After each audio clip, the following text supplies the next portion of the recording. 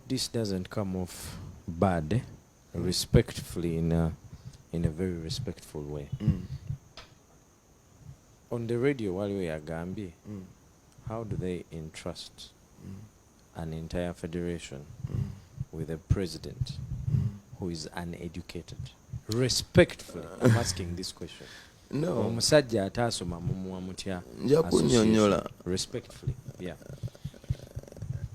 Empaka z'ebigo zibamu babigo.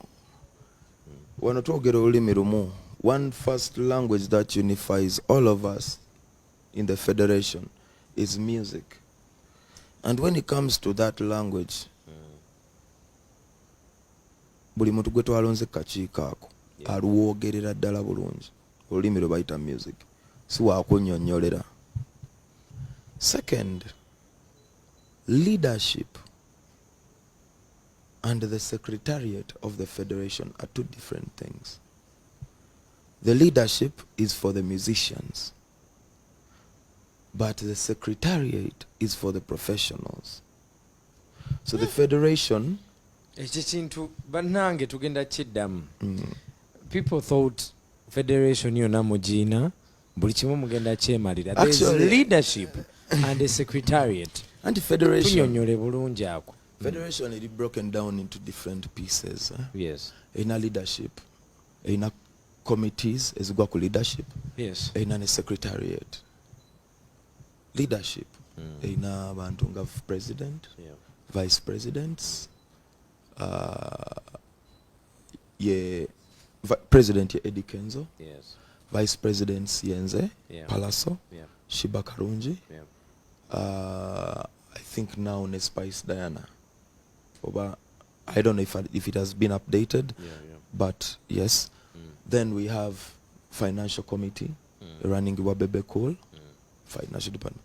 Committee eyo etulako abantu abalala batano. Association of the Ugandans ababeera mu nsi z'Obuwarabu bagita AUU. It is through such conventions that we get disciplines that help us become better people. Yeah. Abantu basinga bafulumako ne bagenda ebweru olw'ebulaaya bulaaya abamu tebadda mwinamu ekirowoozo ky'obutadda mutandikirawo mweyongerera. Tugende ku kyayo.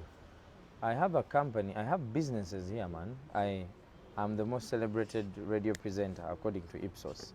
Number one. Which means ndi bulungi waneeno nabuuza Palaso ne mubuuza nakozesa ebigambo bino wammanga ngamba respectfully because I was conscious about the question I was going to ask.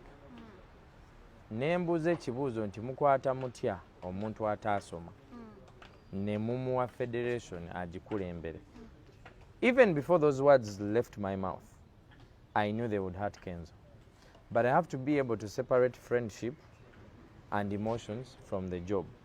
Bwe baba bampadde ekibuuzo ekyo sina right ekijjako.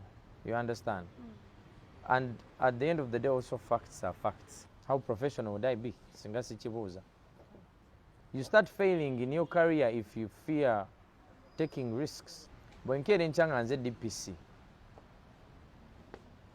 nga ndi on another level in life nojja ng'oli kyali wange ng'okoze omusango ate nkusonyiwe mbu lwakuba nkumanyi waaba agenda kuyimba andowoozaako. You understand my point? He's doing his job. I'm also doing my job.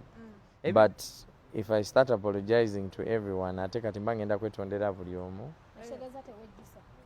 professionally kati ate lwaki mba nejjusa teekamu radio and wisdom ku YouTube ng'ogyeko ennyimba ze baayimba ne video ze baakola teekamu radio and wisdom olaba obujja balabako nga bayimba nga sound mulungi ng'ebivulu bino bye tutegeka because they were great people but they did not document themselves.